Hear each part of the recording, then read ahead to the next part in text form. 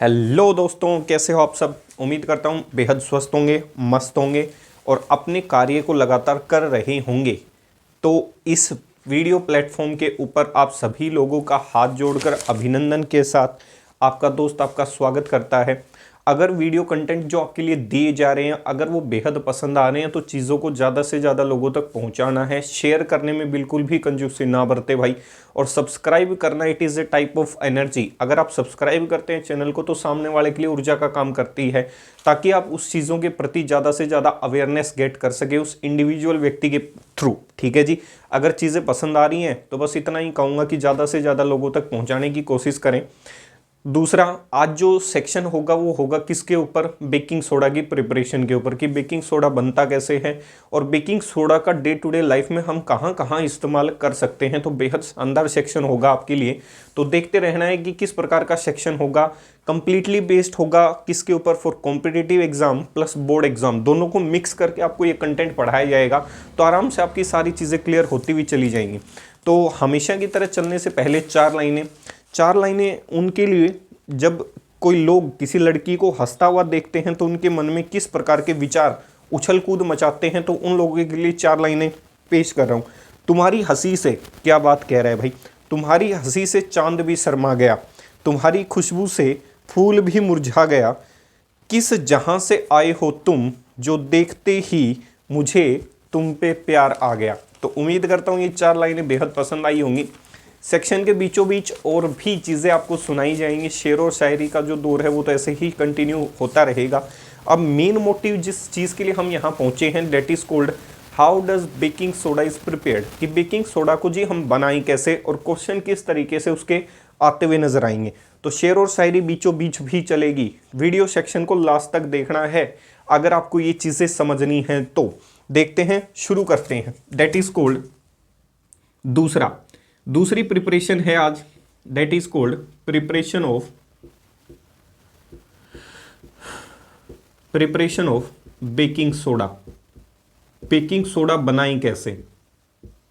ठीक है भाई, बेकिंग सोडा की बात कर रहा हूं, पीने वाले सोडे की बात नहीं कर रहा, जो लोग थर्रा लगाते हैं वो बात नहीं कर रहा भाई।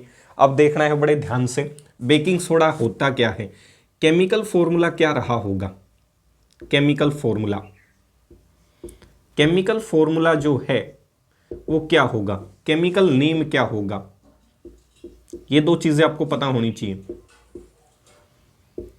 ठीक है, उसकी फिजिकल स्टेट्स क्या रही होंगी, किस अवस्था के अंदर, किस भौतिक अवस्था के अंदर वो मिला होगा। तो केमिकल जो फॉर्मूला होता है वो होता है NaHCO3, that is baking soda. Chemical name होगा सोडियम बाइकार्बोनेट, ये तो भाई आपने खूब पढ़ा है। अब थोड़ा सा नया नाम और पढ़ लेते हैं। सोडियम बाइकार्बोनेट की जगह आप इसे सोडियम हाइड्रोजन कार्बोनेट भी कह सकते हो। सोडियम बाइकार्बोनेट की जगह सोडियम हाइड्रोजन कार्बोनेट भी कह सकते हो। क्या कह सकते हो भाई, सोडियम हाइड्रोजन कार्बोनेट भी कह सकते हो बेकिंग सोडा को। ठीक है जी, इतनी चीज क्लियर हो गई। अब इसकी थोड़ी कलर के बारे में बात कर लेते हैं। इन्फॉर्मेशन जो जनरल इन्फॉर्मेशन है वो यहीं कन्वे कर देता हूं। ठीक है जी, इसकी जो फिजिकल स्टेट है ये कैसा होता है, वाइट क्रिस्टलाइन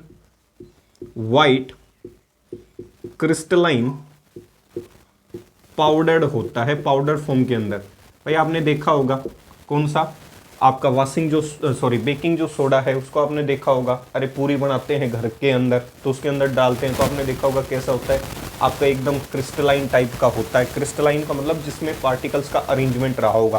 तो एक व्हाइट क्रिस्टलाइन पाउडर सा होता है, व्हाइट पाउडर सा देखा होगा, तो कह सकता हूँ कलर कैसा रहा होगा, व्हाइट पाउडर की तरह रहा होगा। तो इसकी कुछ जर्नल आउटलाइन है ताकि चीज पढ़ने से पहले क्लियर हो जाए ये कैसा कैसा रहा होगा। शुरू करते हैं। ठीक है जी, अब चलते हैं सेक्शन के अगले दौर की तरफ। अब देखें ध्यान से क्या कहता है पहला स्टेप, कि प्रिपरेशन कैसे होगी। मिटा देता हूं भाई, उम्मीद करता हूं ये चीज यहां तक क्लियर हो गई होगी। अगर यहां तक क्लियर है तो दूसरा सेक्शन आता है कि प्रिपरेशन कैसे करें, how does baking soda be prepared. तो इसकी प्रिपरेशन, बेकिंग सोडा, सही है जी, baking soda is prepared by using a process named as Solvay ammonia process. Important question है, कई बार पूछ लेता है 1 नंबर में या ऑब्जेक्टिव में कि बेकिंग सोडा को बनाने के लिए कौन सी विधि का इस्तेमाल कर सकते हैं, तो आंसर होगा सोलवे अमोनिया प्रोसेस। ये ऑप्शन में मिलता है तो बहुत अच्छा है, या फिर दूसरा नाम मिलेगा अमोनिया सोडा प्रोसेस। कौन सा मिलेगा भाई? Ammonia soda process. Solvay ammonia process मिला तो बहुत बेहतरीन है, नहीं मिलता है तो दूसरा नाम मिलेगा अमोनिया सोडा प्रोसेस। उम्मीद करता हूं ये चीज आपको यहां तक क्लियर हो गई होगी। तो बेकिंग सोडा को आप प्रिपेयर करने के लिए सोलवे अमोनिया प्रोसेस या अमोनिया सोडा प्रोसेस की सहायता से आप किसको प्रिपेयर कर सकते हो? बेकिंग सोडा को प्रिपेयर कर सकते हो। स्टेप बाय स्टेप चीजों को क्लियर करने की कोशिश करूंगा। एनसीईआरटी में सीधी रिएक्शन लिख रखी है, किस तरीके से लिख रखी है उस चीज को बताया जाएगा, लेकिन एक बार स्टेप बाय स्टेप उस चीज को मैं क्या कर देता हूं, एक्सप्लेन कर देता हूं, एक्सप्लोर कर देता हूं डिटेलिंग के साथ। तो स्टेप नंबर फर्स्ट, पहला स्टेप क्या कहता है? पहला स्टेप कहता है भाई आपको जो क्या करना है, आपको सिंपल सा काम करना है। क्या करना है? एक ब्राइन सॉल्यूशन तैयार करना है। एक ब्राइन सॉल्यूशन का मतलब पीछे पढ़ाया था एक्वस सॉल्यूशन ऑफ NaCl, और उस एक्वस सॉल्यूशन ऑफ NaCl के अंदर से अमोनिया गैस को गुजारना है, और साथ किसको पास करवाना है? आपकी CO2 गैस को पास करवाना है एक ब्राइन सॉल्यूशन के अंदर से। तो स्टेप फर्स्ट कहता है when A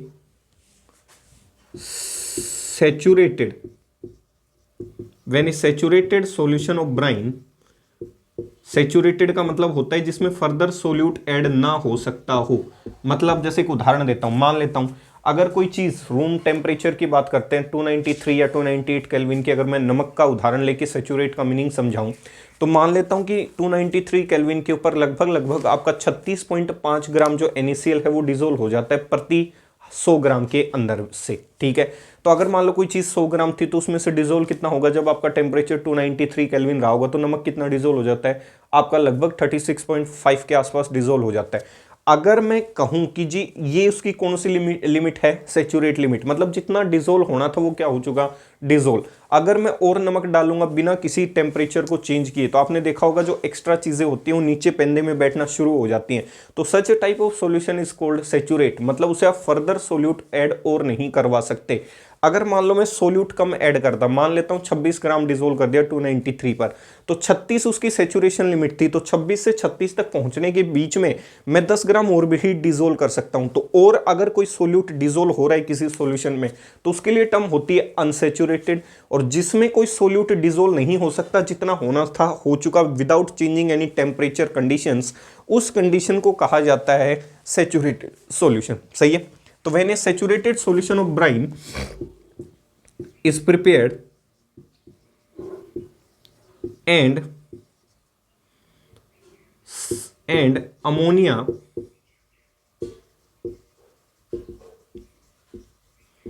ammonia gas along with CO2 gas is bubbled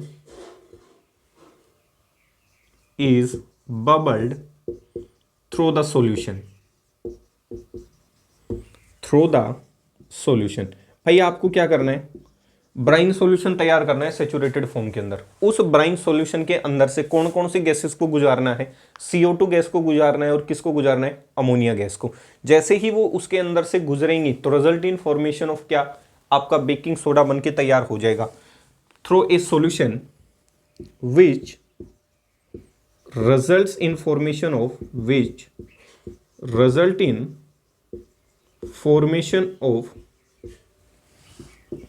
baking soda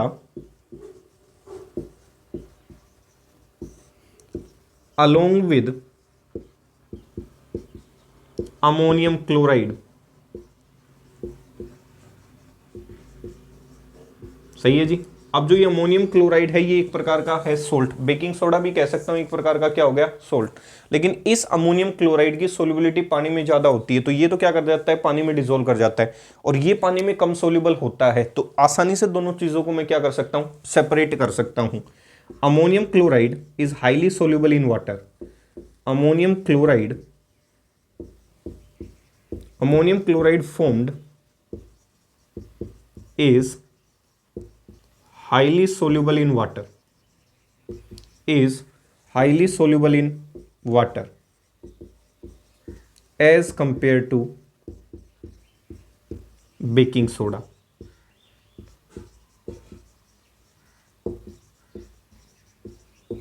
Hence on the basis of solubility, hence on the basis of solubility, baking soda is obtain. ठीक है जी, solubility के आधार पे baking soda क्या होगा, मिलता हुआ नजर आएगा। भाई कुछ नहीं कहा, एक ब्राइन का कंटेनर तैयार करना है, एक सॉल्यूशन तैयार करना है। उस कंटेनर के अंदर देखो, एक डायग्राम से रफली डायग्राम समझा देता हूँ। ये एक ब्राइन सॉल्यूशन तैयार करना है। NaCl का आपने एक और सॉल्यूशन तैयार कर लिया, NaCl भी है, इसमें क्या है H2O।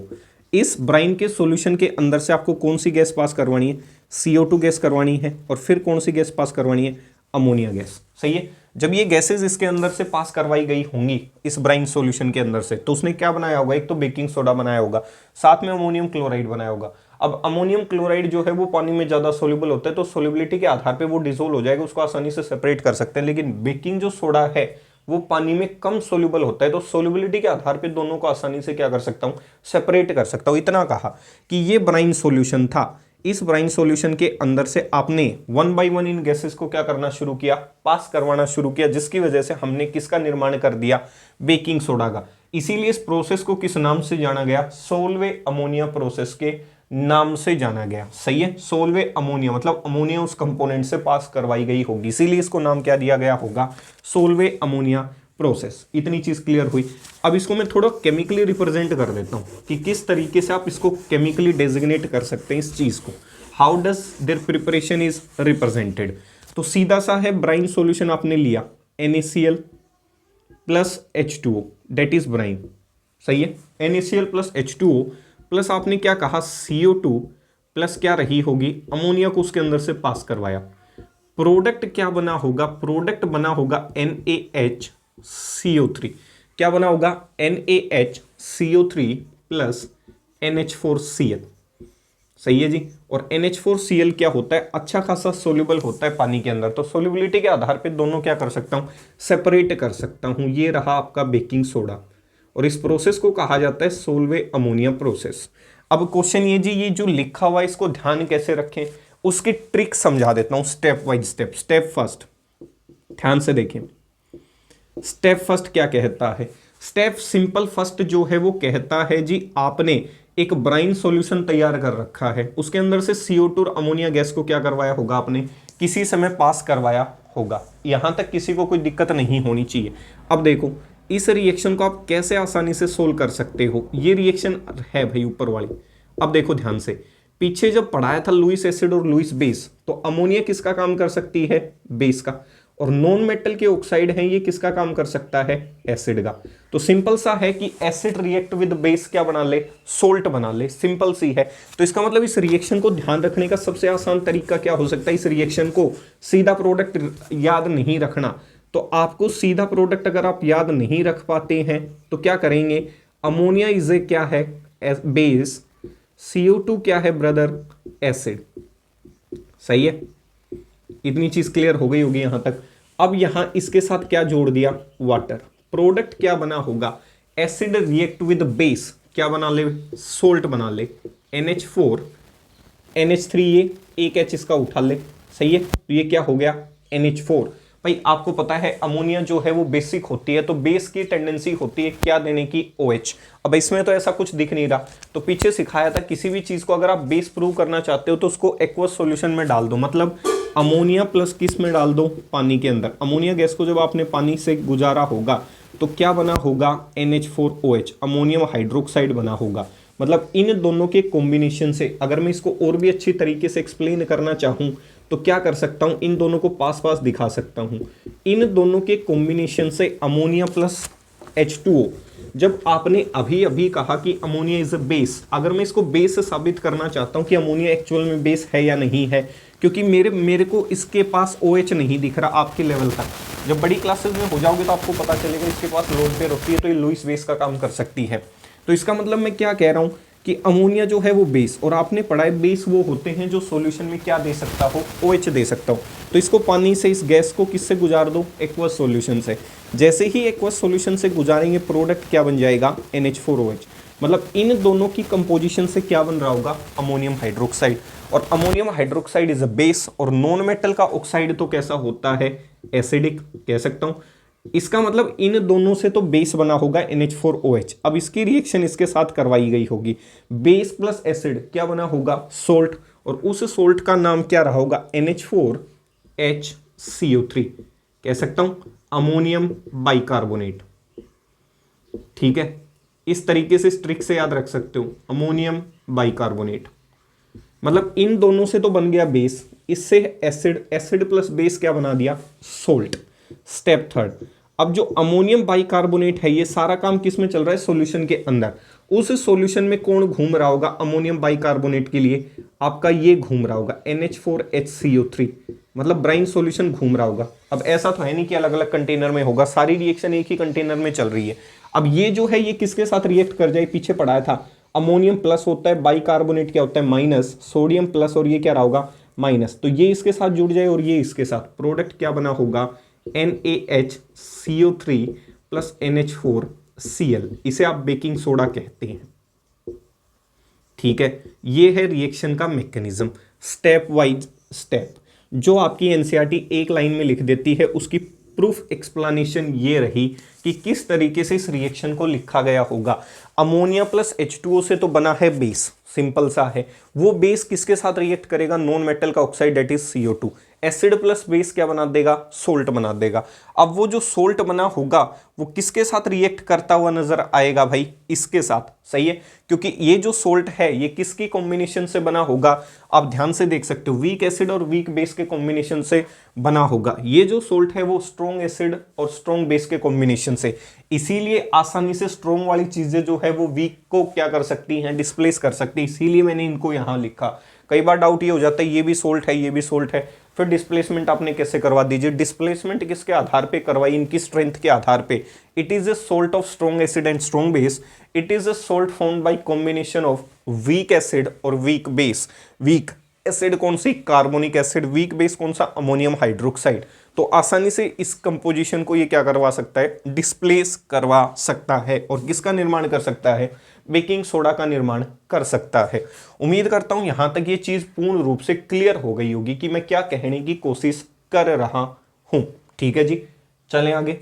ठीक है, अगर यहां तक ये सेक्शन समझ में आया बहुत अच्छा है, बहुत बेहतरीन है। अब ये प्रिपरेशन होने के बाद आपके लिए छोटी सी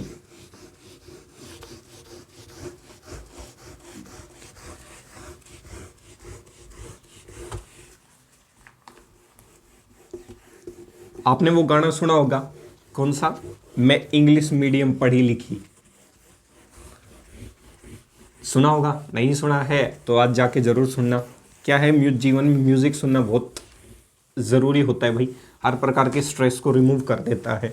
तो आजकल के जो हरियाणवी गाने चल रहे हैं, राजस्थानी गाने चल रहे हैं, कम से कम आपको थोड़ा बहुत अपने कल्चर के प्रति इंजॉय करना चाहिए। गाना वही सुने जो बेहतरीन हो, आपको दिल को अच्छा लगे, सुकून देता हो। ऐसा ना हो दुख भरे गाने सुनते रहें। तो भाई अगर आपके जीवन में किसी प्रकार का दुख है ही नहीं तो फिर सुनना किस बात के लिए भाई उस गाने को। कभी कभार हो जाता है, मौसम के हिसाब से आप गाने सुन सकते हो। तो यहाँ तक उम्मीद करता हूँ ये चीज़ें क्लियर हो गई होंगी। ठीक है, तो उम्मीद करता हूँ एक शायरी हो जाए, तड़कती भड़कती शायरी हो जाए। हो सकता है आप बोर हो गए होंगे लेक्चर के बीचों बीच। तो शायरी क्या है भाई, मुझे ध्यान नहीं रहती, इसीलिए आपके लिए लिख लिख के शायरी लिख के आता हूँ। हो सकता है धीरे धीरे मुझे इस चीज़ की हैबिट भी हो जाए और उस समय तक हो सकता है आपको पढ़ाते पढ़ाते एक बेहतरीन शायर भी बन जाए। तो ध्यान से सुनना है। ध्यान से क्या सुनोगे भाई, वो सुनो ज़रा। कई बार प्यार मोहब्बत वाले क्या हैं, फूल और कांटे लेके बड़े घूमते हैं, फूल लेके घूमते हैं। अब वैसे भी हिंदुस्तान के अंदर वैसे बहुत सारे कार्यक्रम चल रहे हैं आजकल। हमारे देश में जो जवान शहीद होते हैं वो लोगों को याद नहीं रहते। ये एक सत्य और क्या है, कड़वी बात है। हो सकता है कुछ एक लोगों को पसंद ना आए। 14 फरवरी को हमारे जितने भी CRPF के जवान थे वो शहीद हुए थे। किसी का बेटा, किसी का भाई शहीद हो गया था, लेकिन वो लोगों को याद नहीं रहता। बहुत ही वाहियात चीज़ याद रहती है, that is called Valentine day, कि किस तरीके से वैलेंटाइन डे बनाना है, किसको गुलाब देना है, किससे गुलाब छीनना है। तो ये कार्यक्रम, ये विधि हमारे देश में चली आ रही है, लेकिन सीआरपीएफ जिसने आपके लिए अपना बलिदान दे दिया, उसके लिए लोगों के पास वक्त नहीं है। तो ये उन लोगों के लिए जो प्यार मोहब्बत के चक्कर में बड़े घूमते हैं वैलेंटाइन डे के दिन। मेरी फूल से फितरत, तेरा कांटेदार वजूद। क्या बात है भाई, क्या शानदार बात कह रहा है। सामने वाले को देखो कैसे इंप्रेस करता है वो। मेरी फूल से फितरत, तेरा कांटेदार वजूद, तो क्यों ना मिलकर हम गुलाब हो जाएं। क्या बात है भाई, क्या शानदार बात कह रहा है। कह रहा है कि भाई तेरी फूल से फितरत, ठीक है, सामने वाले को कैसी उपाधि दे रहा है, फूल जैसी उपाधि दे रहा है, और खुद को कैसे किरदार की तरह रिप्रेजेंट कर रहा है, कांटेदार। तो कह रहा है तुम फूल में कांटा, तो दोनों मिलके क्या बन जाएं, गुलाब बन जाए। देखते हैं भाई वो गुलाब बन पाते हैं या नहीं बन पाते। तो कम से कम आप अपने देश के प्रति जो सेनानी हैं उनका मान सम्मान करें भाई। माता पिता और सेनानी के बाद मुझे नहीं लगता एक अध्यापक भी है उनमें से, तो इनकी रेपुटेशन देश में सबसे अलग होती है। आप किसी का मान सम्मान करें या ना करें, इन 3 व्यक्तियों का जीवन में मान सम्मान होना बहुत जरूरी है। तो उम्मीद करता हूं आप उस चीज़ के प्रति सजग रहेंगे। तो चलते अपने वीडियो सेक्शन को आगे बढ़ाते हैं। इधर देखना है, अब दाएं बाएं नहीं भटकना। मनोरंजन के लिए 2 बातें बता दी गई हैं। दूसरा, प्रिपरेशन तैयार हो गई, that is called Solvay ammonia process. इस माध्यम से हमने अमोनिया सोडा प्रोसेस के माध्यम से हमने प्रिपेयर कर दिया, डेट इज कॉल्ड कौन सा, बेकिंग सोडा। सही है। एक बार बेकिंग सोडा की प्रिपरेशन याद हो जाएगी, समझ आ जाएगी, क्लियर हो जाएगी, वॉशिंग सोडा में बिल्कुल कोई दिक्कत नहीं होगी। फिर तो बस कट एंड पेस्ट करना है किसको, सोल्व अमोनिया प्रोसेस को, और थोड़ा सा आगे बढ़ा देना है। ठीक है जी। अब चलते हैं इसकी प्रॉपर्टीज के ऊपर। दूसरा point, properties of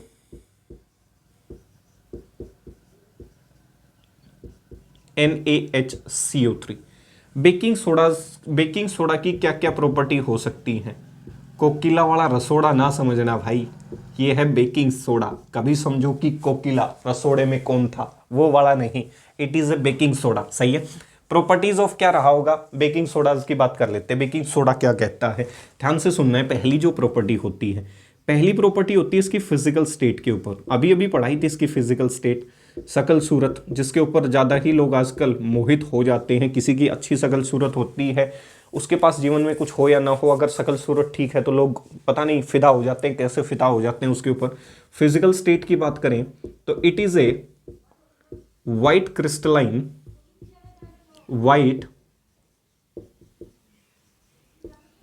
it is a white crystalline powder in nature. Nature कैसा होगा, वाइट क्रिस्टलाइन पाउडर होगा नेचर के अंदर। ठीक है जी। छोटी सी बात है, काम की बात है, छुटकू सी बात है, ध्यान रखना है। ठीक है। दूसरा, इसकी सोल्युबिलिटी की बात कर लेते हैं। इसकी क्या बात कर लेते हैं, थोड़ी सी सोल्युबिलिटी के बारे में भी इंफॉर्मेशन होनी चाहिए। कितना घुलनशील हो सकता है ये। It is sparingly soluble in water.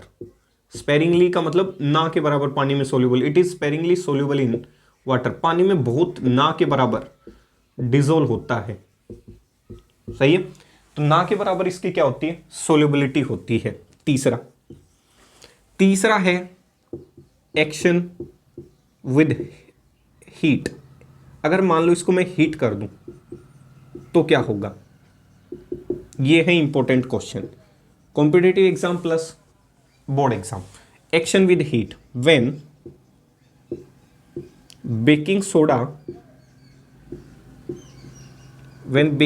is heated, it will decomposes and produced Na2CO3 along with water and evolution of CO2 gas. ठीक है। क्या कहा मैंने, ये आपका बेकिंग सोडा है, इसको आपने हीट कर दिया। ठीक है। बेकिंग सोडा को हीट किया, हीट करते ही प्रोडक्ट, ये इंपॉर्टेंट रिएक्शन भाई पेपर में बहुत बार रिपीट हो चुकी है। प्रोडक्ट क्या बनेगा, Na2CO3 प्लस H2O प्लस क्या बना CO2। Na2CO3 को सोडा एस के नाम से जाना जाता है। आप किताबों में पढ़ लेते हो वॉशिंग सोडा, भाई वॉशिंग सोडा का जो फॉर्मूला होता है वो होता है Na2CO3.10H2O। अगर वाटर मॉलिक्यूल उससे रिमूव कर दिए जाए, काम चलाने को चला लेते हैं, कई बार मान लेते हैं इसको वॉशिंग सोडा, लेकिन आप कह सकते हो ये क्या बना होगा सोडा एस। अब देखो ध्यान से, एक चीज आगे पढ़ेंगे प्रॉपर्टीज के बाद, दैट इज यूजेस। तो आपने देखा होगा जैसे ही आपने पूरियों के अंदर क्या डाला होगा बेकिंग सोडा, तो बेकिंग सोडा को क्या करते हैं गर्म करते हैं, गर्म करते ही वो क्या बना लेता है CO2 गैस।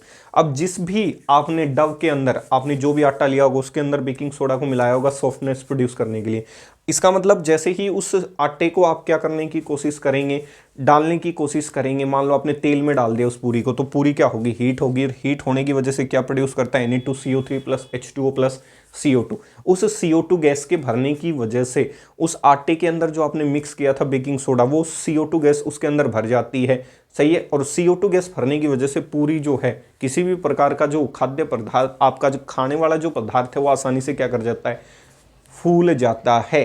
तो उम्मीद करता हूँ ये चीज़ पसंद आ रही होगी। वैसे भी सर्दियाँ चल रही हैं भाई, थोड़ा सा अपने वजन के लिए अपनी डाइट के लिए थोड़ा सा ध्यान रखें। अब पता चला कि इधर पूरी का नाम लिया, शाम को घर पे जाके पूरी बनवा ली, ऐसा भी ना करना मेरे भाई, ठीक है जी। इतनी चीज़ क्लियर हो गई होगी, ठीक है। ये 3 पॉइंट यहाँ तक बेकिंग सोडा के क्या हो चुके होंगे, क्लियर हो चुके होंगे। इसके बाद अगला पॉइंट कहता है, जो मोस्ट इंपॉर्टेंट पॉइंट है जो हम पीछे पढ़ चुके, अगर मान लेते हैं हमने जब एसिड का पॉइंट पढ़ा था तो हमने पढ़ा था कि अगर कोई मेटल का कार्बोनेट हो या बाइकार्बोनेट हो, अगर आप उसे एसिड के साथ रिएक्ट करवाते हैं तो किस तरीके का वो प्रोडक्ट बना सकता है, ये भी हमने पीछे पढ़े थे। तो ये चीज़ें आपको ध्यान रहनी चाहिए। तो एक्शन विद किसके साथ, एसिड। अगला पॉइंट जो भी है चौथा पांचवा अपने हिसाब किताब से देख लेना भाई। एक्शन विद एसिड कह सकता हूं, when baking soda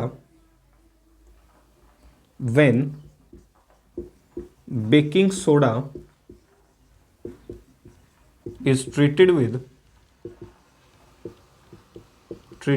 acid, ज़्यादातर एसिड कौन सी मिलेंगी भाई, क्या तो HCl मिलेगी या फिर सल्फ्यूरिक एसिड मिलेगी ज़्यादातर। when baking soda is heated with acid result in formation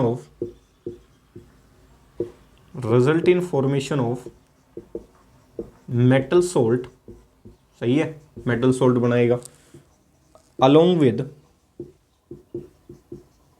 water and evolution of CO2 gas. और कौन सी गैस इवोल्व करवा देगा ब्रदर, CO2 गैस वहां से इवोल्व करवाता हुआ नजर आएगा। कुछ नहीं करना, जो पीछे सिखाई थी ट्रिक क्या थी, पीछे वाली रेफरेंस दे देता हूँ, मेटल का कार्बोनेट हो या मेटल का बाइकार्बोनेट, सही है, मेटल का बाइकार्बोनेट है फिलहाल अपने पास, उसकी रिएक्शन किसी एसिड से करवाई थी, तो ध्यान होगा पीछे पढ़ाए थे, मेटल सोल्ट बना था, सेम प्रोसीजर यहाँ चिपकाना है, प्लस H2O बना होगा, प्लस कौन सी गैस इवोल्व हुई होगी, CO2 गैस इवोल्व हुई होगी, सही है। यहाँ तक कोई डाउट? अब रिएक्शन लिख देता हूँ, ये आपका बेकिंग सोडा है NaHCO3, सही है। अब इसको रेफरेंस बेकिंग सोडा की तरह दिखा देता हूँ, इसकी रिएक्शन आपको दोनों तरीके से दिखा देता हूँ, दोनों तरीके से रिएक्शन आई हुई है पेपर के अंदर। ये आपका फिर से बेकिंग सोडा है, इसकी रिएक्शन सल्फ्यूरिक एसिड के साथ दिखा देता हूँ, सही है। यहाँ से जो प्रोडक्ट बना होगा वो प्रोडक्ट क्या बना होगा, वो प्रोडक्ट बना होगा NaCl प्लस H2O प्लस क्या बना होगा CO2, ये बन गया जी सोल्ट, ठीक है जी। इतनी चीज़ क्लियर हुई। यहाँ से जो प्रोडक्ट बना होगा वो मैंने प्रोडक्ट बना दिया, बैलेंसिंग अपने हिसाब से कर लेना भाई। प्रोडक्ट बना होगा Na2SO4 प्लस क्या बना होगा H2O प्लस क्या बना होगा CO2, ये भी क्या है एक प्रकार का सोल्ट है। तो इसका मतलब बेकिंग सोडा को भाई बैलेंसिंग आप अपने आप कर लेना, बैलेंसिंग का कंसेप्ट पीछे सिखा चुका हूँ। तो आपका बेकिंग सोडा रहा होगा ये हाइड्रोक्लोरिक एसिड होगी, सही है। तो जब भी कोई आपका बेकिंग सोडा हो, मेटल का बाइकार्बोनेट हो, जब वो किसके साथ ट्रीट किया जाता है, किसी एसिड के साथ ट्रीट किया जाता है, तो प्रोडक्ट सोल्ट बनता है। क्या बनता है भाई, सोल्ट बनता हुआ नजर आता है, प्लस H2O बन जाती है, प्लस साथ कौन सी गैस बनती हुई नजर आएगी, evolution of CO2 gas. CO2 gas का टेस्ट पीछे करवा चुका, that is lime water test. अगर आप CO2 गैस का पता करना चाहते हैं कि सॉल्यूशन से निकली है या नहीं, तो CO2 जो गैस निकली है उसको डिलीवरी ट्यूब के माध्यम से आप किस में डाल सकते हैं, लाइम सॉल्यूशन के अंदर that is lime water solution कह सकते हो कैल्शियम हाइड्रोक्साइड के अंदर। जैसे ही डालोगे तो CaCO3 नाम का प्रोडक्ट बन जाएगा, जिसकी वजह से सॉल्यूशन फिर से क्या हो जाएगा, मिल्की हो जाएगा। तो मिल्कीनेस रिप्रेजेंट कर देगी कि CO2 गैस उसके अंदर मौजूद रही होगी। CO2 के साथ साथ SO2 सल्फर डाइऑक्साइड जो गैस है वो भी ये रिएक्शन दिखा सकती है। तो कई बार ये टेस्ट लिमिटेशन का भी हो जाता है, लिमिटेड हो जाता है, पता नहीं चलता कि CO2 थी या SO2। लेकिन यहां तक आपको 10th लेवल तक इतना ही ध्यान रखना है for the competitive exam also, कि आपकी CO2 गैस उसके अंदर मौजूद रही होगी, जिसकी वजह से उसका नेचर कैसा रहा होगा, मिल्कीनेस नेचर रहा होगा। ठीक है, उम्मीद करता हूं यहां तक ये प्रॉपर्टीज क्लियर हो रही होंगी, चमक रही होंगी। ठीक है, अगर चीजें क्रिस्टल क्लियर हो रही हैं तो बहुत अच्छी बात है भाई। कुछ समय से ऑब्जर्व किया भाई, आपके द्वारा बहुत हल्का और ठंडा रिस्पॉन्स आ रहा है भाई। आप चीज़ों को आगे शेयर करने में कंजूसी कर रहे हैं भाई। ऐसा नहीं है कि शेयर करने से आपका कुछ नुकसान होगा भाई, कोई नुकसान नहीं होगा। ठीक है, आपके लिए फ्री ऑफ कॉस्ट कंटेंट डाला जा रहा है, जहाँ पे अलग अलग प्रकार के आपके अलग अलग प्लेटफॉर्म आपसे पैसा वसूली कर रहे हैं, उसी चीज़ को फ्री ऑफ कॉस्ट डाला जा रहा है। और ये लगातार फ्री ऑफ कॉस्ट चलाया जाएगा। ऐसा नहीं होगा कि इनको पेड कोर्सेज में कन्वर्ट कर दूंगा, ऐसा कभी नहीं होगा भाई। ठीक है जी, और मैंने आपको पहले भी कहा था, चीज़ों पर वॉच व्यू आए ना आए, मैं इस मुहिम को लगातार आपके लिए चलाता रहूँगा। तो उम्मीद करता हूँ आप मुझे सपोर्ट ज़रूर करेंगे इस चीज़ के प्रति, ताकि मुझे भी मोटिवेशन मिलता रहे कि हाँ जी, मेरे द्वारा जो काम किया जा रहा है वो आप तक पहुँच रहा है और आपको अच्छे से समझ आ रहा है। ठीक है, अगली जो होती है डेट इज कोल्ड, इसके सॉल्यूशन का नेचर कैसा रहा होगा। सही है, तो इसके सॉल्यूशन के एक बार देख लेते हैं कि इसका सॉल्यूशन होता कैसा है। Alkaline nature of baking soda, इसका जो बेकिंग सोडा होता है उसका नेचर कैसा होता है, अल्कलाइन। मतलब ये किसकी तरह काम कर सकता है, जस्ट लाइक ए बेस। कभी आपको क्या हो जाए, एंटी एसिड पढ़ाई थी आपको, जब आपको एसिडिटी हो जाए तो आप किसका इस्तेमाल कर सकते हैं, बेकिंग सोडा का, थोड़ी मात्रा के अंदर। सही है, तो इसका जो अल्कलाइन नेचर होता है बेकिंग सोडा का, वो कैसे प्रूव कर सकता हूं, कैसे भाई, when baking soda, salt hydrolysis याद आई होगी, when baking soda is dissolved in, when baking soda is dissolved in water, it will result in formation of, it will result in formation of a product which is acting as a, which is acting as a strong base and other product which is acting as a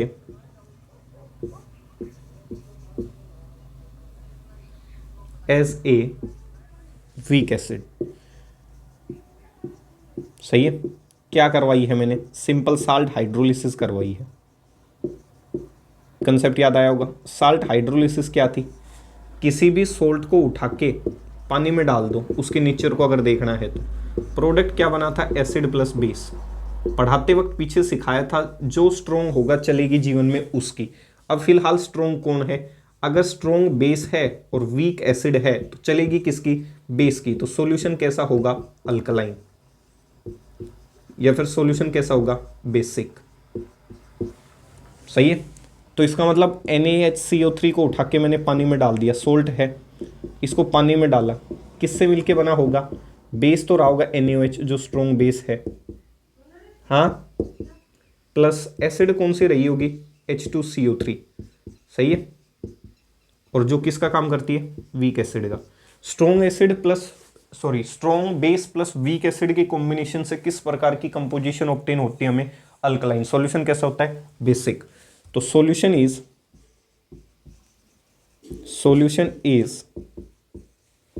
basic in nature, solution is basic in nature. अगर pH के साथ question पूछे and having pH value greater than 7, ठीक है, और इसकी pH value 7 से ज़्यादा होती है। तो अगर आपसे कोई पूछे जो बेकिंग सोडा है उसका सॉल्यूशन कैसा रहा होगा, तो आपका आंसर होना चाहिए on the basis of salt hydrolysis. उसका जो सॉल्यूशन होगा वो कैसा होगा, बेसिक होगा। तो उम्मीद करता हूँ ये चीज़ें यहाँ तक आपको क्या हो चुकी होंगी, क्लियर हो चुकी होंगी। ठीक है भाई, अगर ये चीज़ें आपको पसंद आई हैं तो आपसे हाथ जोड़कर विनम्र निवेदन ये है कि चीज़ों को ज़्यादा से ज़्यादा लाइक करें, शेयर करें, सब्सक्राइब करना बिल्कुल ना भूलें। इसके बाद मिलेंगे हम एक अलग वीडियो सेक्शन के साथ, that is called uses of baking soda, कि बेकिंग सोडा के लाइफ में कहाँ कहाँ यूजेस देखे जा सकते हैं और बड़े काम की चीज़ बताई जाएगी वहाँ पर आपको। ठीक है जी, अगर सेक्शंस आपको पसंद आ रहे हैं तो चीज़ों को लाइक करें, शेयर करें, सब्सक्राइब करना तो बिल्कुल भी ना भूलें। तो जाने से पहले आपका फिर से एक छोटा सा मनोरंजन करवा देता हूँ 4 बातों से, ध्यान से सुनना है। जो प्यार मोहब्बत करते हैं उनके साथ फिर होता क्या है। तेरे बाद मैंने मोहब्बत को जब भी लिखा गुनाह ही लिखा। तो भाई छोटी सी 4 लाइनें थी, कोई हो सकता है प्यार मोहब्बत का मारा हुआ व्यक्ति हो किसी के द्वारा, तो वो क्या कहता है, मोहब्बत को कैसे लिखता है, वो एक गुनाह मानता है। ध्यान से सुनना, तेरे बाद मैंने मोहब्बत को जब भी लिखा गुनाह लिखा। तो उम्मीद करता हूँ ये चीज़ पसंद आएगी। पसंद आती है तो चीज़ों को लाइक करें, शेयर करें, सब्सक्राइब करना ना भूलें। जय हिंद, जय भारत।